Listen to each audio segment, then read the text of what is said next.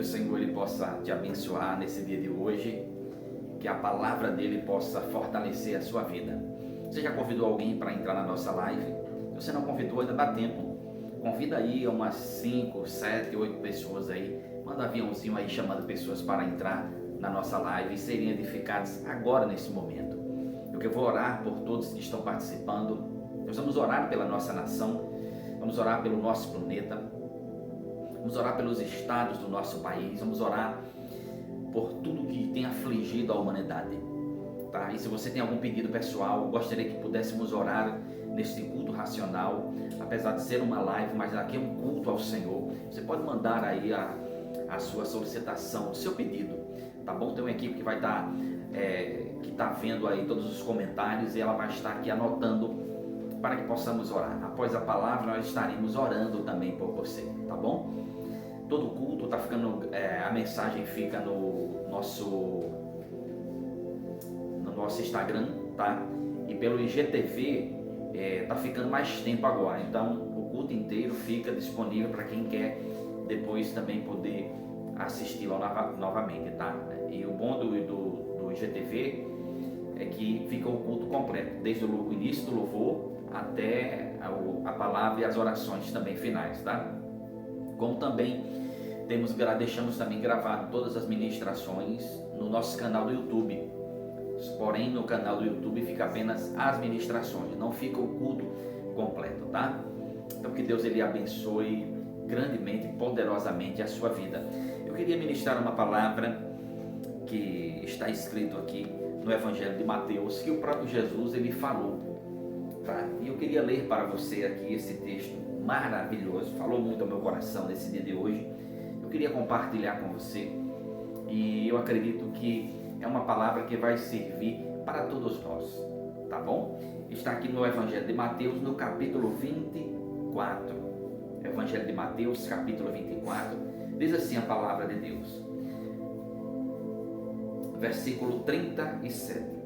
Como foi nos dias de Noé, assim também será na vinda do Filho do Homem. Pois nos dias anteriores ao dilúvio, o povo vivia comendo e bebendo, casando-se e dando-se em casamento, até o dia em que Noé entrou na arca, e eles nada perceberam, até que veio o dilúvio e levou a todos. Assim acontecerá na vida do Filho do Homem. 2 homens estarão no campo, um será levado e o outro deixado. 2 mulheres estarão trabalhando no moinho, uma será levada e a outra será deixada. Portanto, vigiem, porque vocês não sabem em que dia virá o seu Senhor.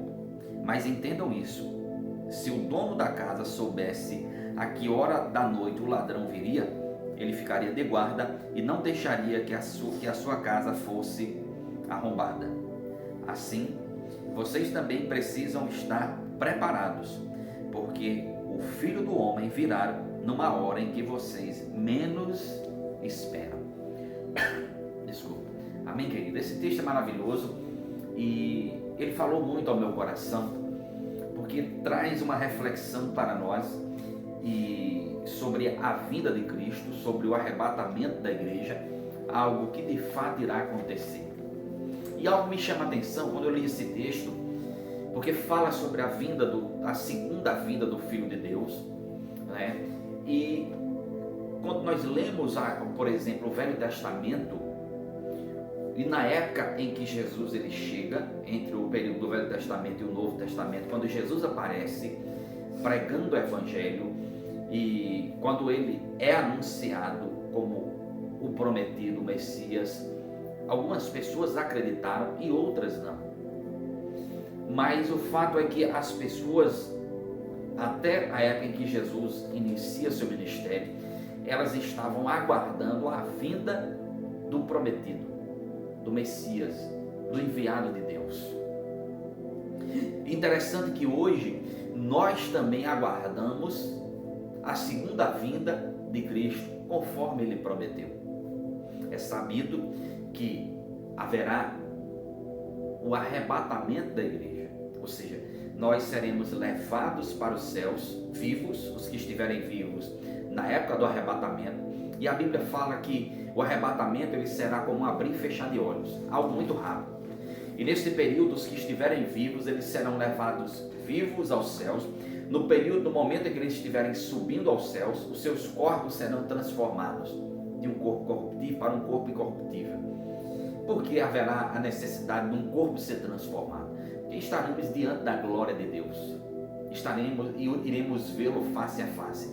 Esse corpo carnal, ele não resiste ao poder que sai da glória de Deus. Por isso que nós também seremos transformados. A Bíblia fala sobre o arrebatamento da igreja como algo certo e algo que vai acontecer a qualquer momento. E nós aguardamos morar na eternidade com Jesus. O lugar onde Ele prometeu que será perfeito, totalmente diferente do que nós vivemos aqui. Apesar de termos dias bons, apesar de termos coisas boas também na terra, mas o céu será algo incomparável, porque a Bíblia diz que somente lá é que Deus enxugará dos nossos olhos toda lágrima. Somente lá haverá a verdadeira perfeição, um lugar onde não haverá desigualdade social, não haverá doenças, pandemia, lá não existirá, crise financeira, não haverá lá.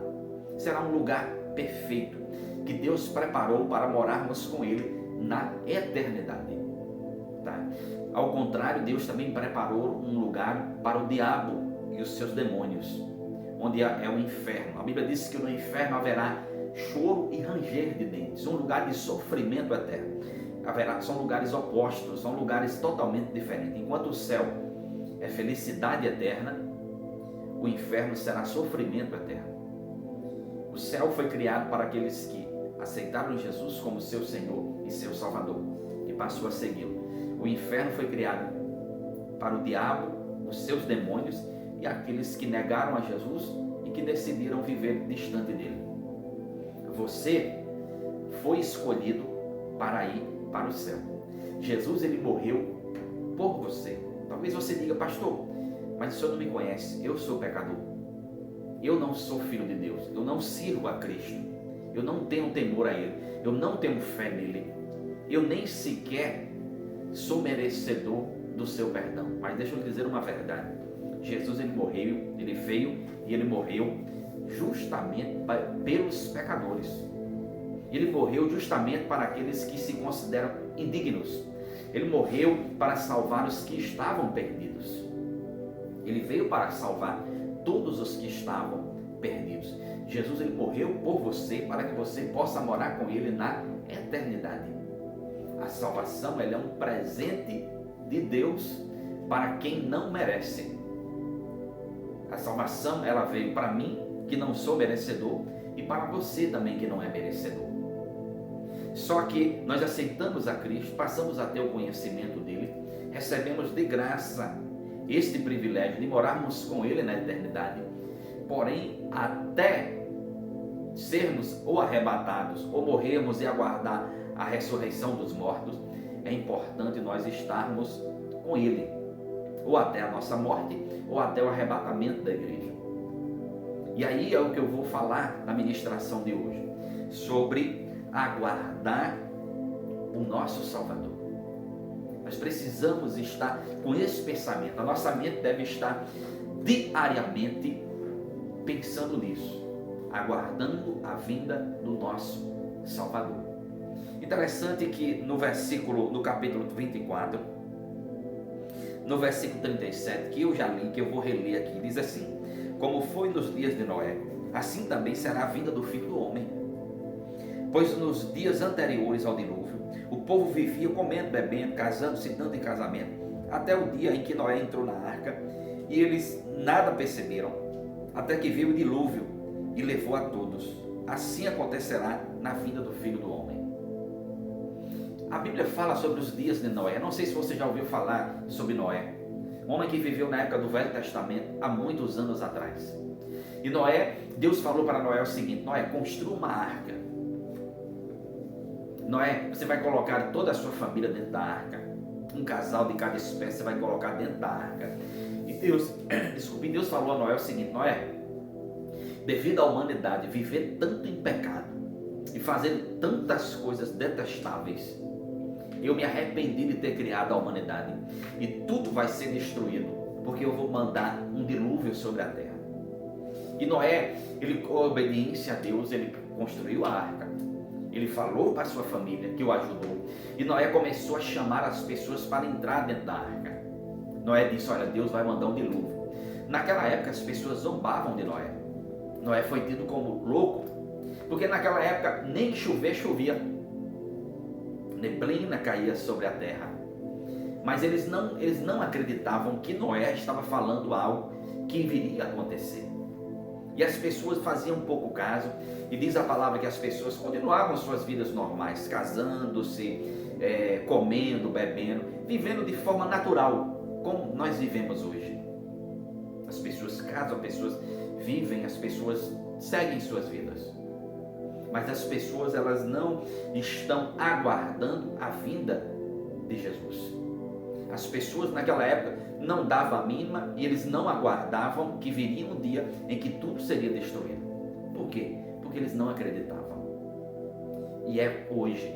Hoje nós falamos sobre a vinda de Jesus, nós falamos que é importante entregar a vida a Ele e que é importante segui-lo, para que possamos morar com Ele na eternidade. Algumas pessoas dão crédito, outras não. Diferente do tempo de Noé, hoje há um grande número de pessoas que dão atenção a isso. Diferente do tempo de Noé, muitas pessoas hoje ainda se dão em casamento, vivem suas vidas, porém dão crédito ao que Jesus ele prometeu, que ele vai fazer o arrebatamento da sua igreja. Assim como ele havia prometido desde a época do Velho Testamento, o próprio Pai havia prometido que enviaria o Messias, que enviaria o prometido para salvar o povo. Demorou anos, anos e anos, mas Jesus ele veio, conforme a promessa de Deus Pai. Ele prometeu e ele cumpriu. Jesus ele prometeu voltar, ele prometeu arrebatar a sua igreja, e pode ter certeza, isso irá acontecer. A Bíblia também fala no versículo 40 que 2 homens estarão no campo, um será levado e outro deixado. 2 mulheres estarão trabalhando no moinho, uma será levada e outra será deixada. No período em que houver o arrebatamento da igreja, em que o Senhor ele chamar o seu povo para o arrebatamento, nem todo mundo vai subir. Não, só irá subir aqueles que estão aguardando a vinda do Senhor, aqueles que se prepararam para isso, aqueles que conheceram a palavra e que com coração sincero procuraram crer e também obedecer a palavra do Senhor. Essas pessoas são pessoas que aguardam e que se preparam, que aprendem a palavra e que vão obedecendo a palavra. Pastor, como eu posso me preparar? Você pode se preparar seguindo o que Jesus ele orientou. Desculpa. Jesus ele contou uma certa parábola de 2 homens. Um ele chamou de sábio e o outro ele chamou de nécio. Não era inteligente. O sábio ele disse que construiu uma casa sobre uma rocha. Quando transbordou os rios, sopraram os ventos, deram contra a casa, ela não caiu, porque estava edificada sobre uma rocha. Ao contrário do homem que não era sábio, o nécio, ele decidiu construir a sua casa sobre a areia.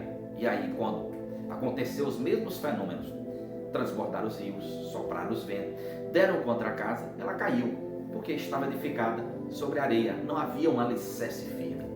Jesus, comparando os dois, ele disse, olha, o homem prudente, o homem sábio, é aquele que ouve as minhas palavras e as pratica.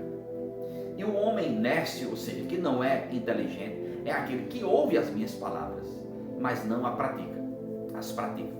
Observe que os dois ouviam a palavra, só que um praticava e o outro não praticava.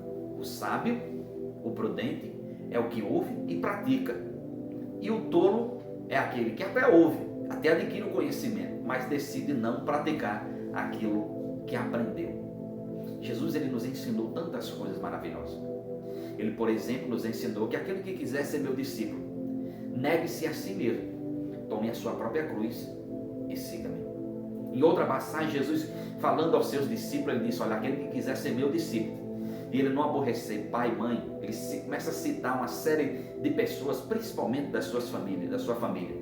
E por último ele diz, e não negar, e não aborrecer a si mesmo, esse não pode se tornar o meu discípulo. Nos dois ensinos, Jesus fala sobre renúncia e sobre aborrecer a si mesmo. Como assim, pastor? Nós devemos, se nós queremos agradar a Cristo, nós aprendemos com Ele como nós devemos viver. E nós vamos viver conforme agora os ensinamentos dele. Amar os nossos inimigos e orar por aqueles que nos perseguem. Devemos nos tornar imitadores de Cristo.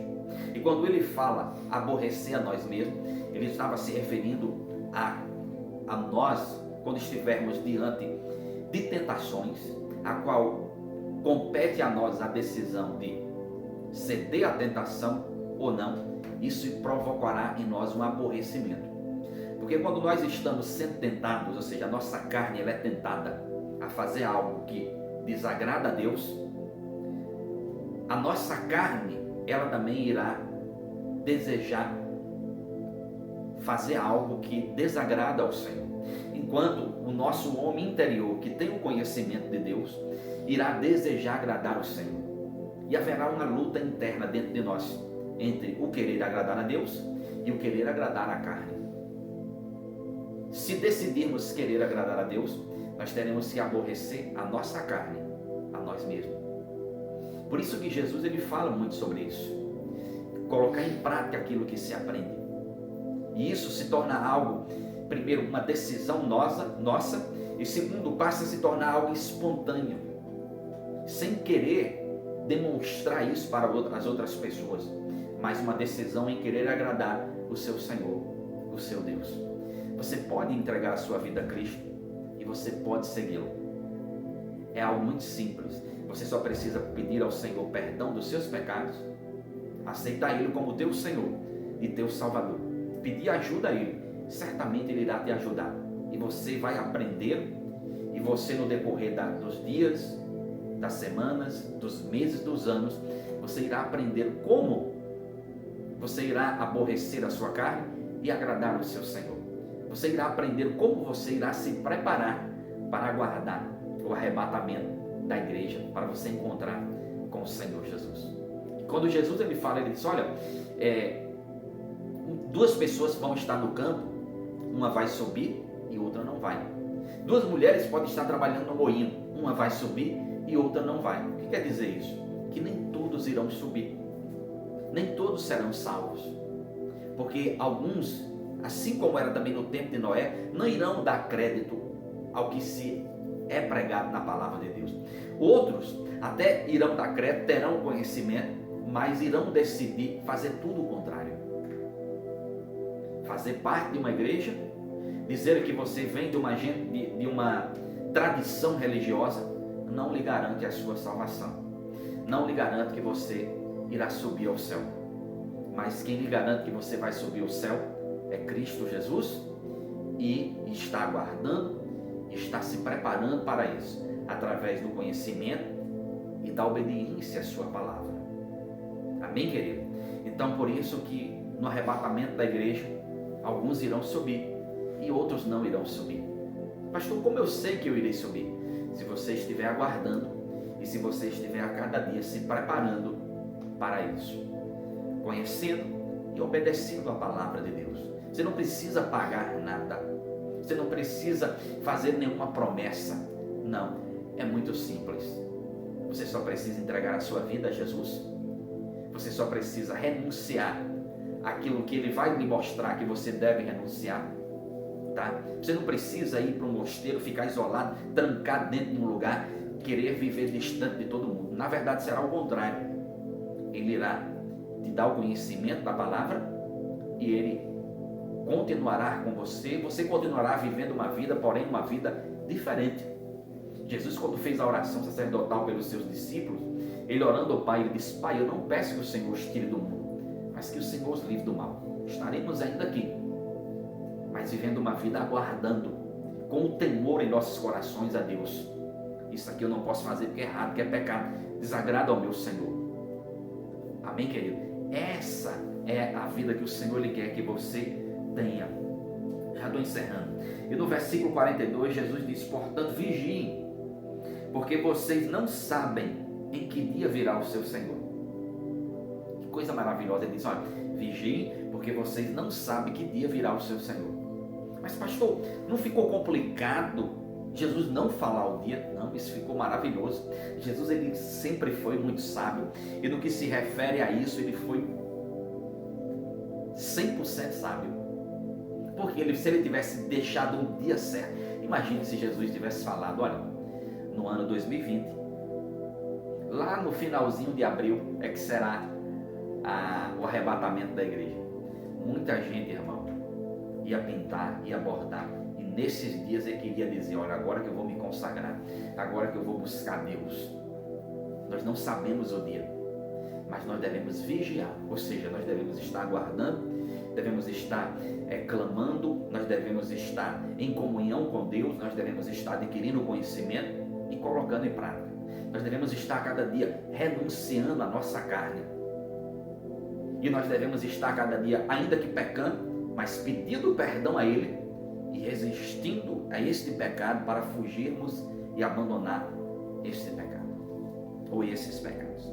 Por isso que Jesus ele disse: olha, vigiem, porque vocês não sabem que dia virá o seu Senhor. Mas entendam isso: se o dono da casa soubesse a que hora o ladrão viria, ele ficaria de guarda e não deixaria a sua casa ser arrombada. Jesus disse: olha, se o dono da casa soubesse o dia que o ladrão iria entrar, ele estaria ali na porta preparado. Como o ladrão não avisa o dia, compete a nós colocarmos a nossa casa em segurança. Porta fechada, grades, tudo bem trancado, ou seja, preparado caso o ladrão apareça. Então nós devemos estar aguardando e ao mesmo tempo preparados, sabendo que quando o Senhor ele arrebatar a sua igreja, nós iremos subir juntamente com o seu povo.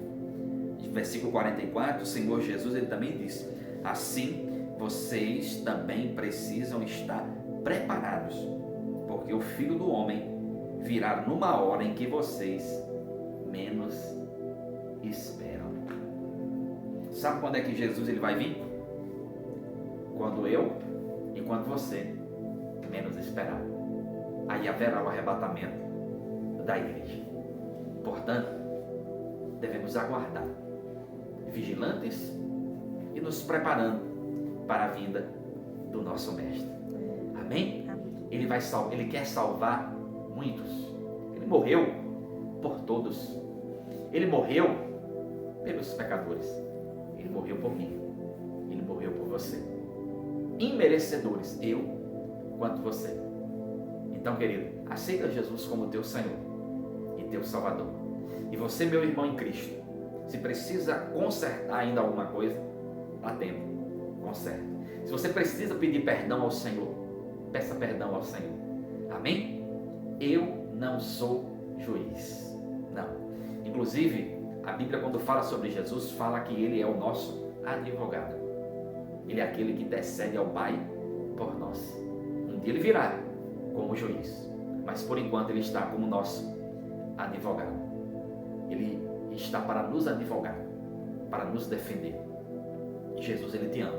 Não importa que pecado você fez, não importa se você nem religioso é, se você tem vivido a sua vida distante de Deus, Jesus, Ele te ama e Ele também quer lhe salvar. E não importa se você é religioso, se você é crente, se você é católico, se você é espírita, de que religião você é, não importa. Se você reconhece que você é pecador, que você falhou, peça perdão a Ele agora, entrega a sua vida a Ele, procura conhecê-lo, procura obedecer o que Ele tem ensinado. Amém? Pois a salvação virá e ela vem através de Jesus. Eu não posso lhe salvar, porque nem me salvar eu posso. Sou carente da salvação que é em Cristo Jesus. Amém? Que Deus te abençoe. Faça uma oração hoje, entregando sua vida a Ele. E para você que estava afastado, volte. Deus te abençoe em nome de Cristo Jesus. Amém.